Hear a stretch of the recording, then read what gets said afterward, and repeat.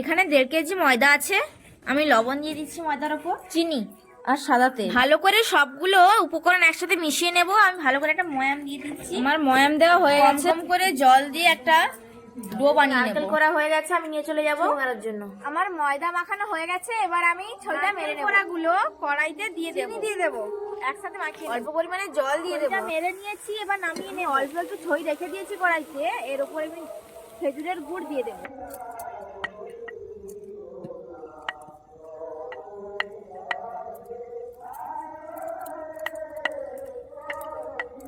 এইভাবে একটা লুচির মতো বেলে তার ভেতরে ছই দিয়ে সুন্দর করে মুড়ে দিলেই রেডি পুরি। কড়াইতেও তেলটা গরম হয়ে গেছে, এবার ছেড়ে দেবো এক এক করে। পরপর পুরিগুলো কি সুন্দর ফুলে উঠেছে, ভেজে নিতে হবে। পুরিগুলো একটা ছান্তার সাহায্যে তুলে নেব। সবগুলো ভাজা হয়ে গেল। এটার ভেতরে সাদা ছই, এটা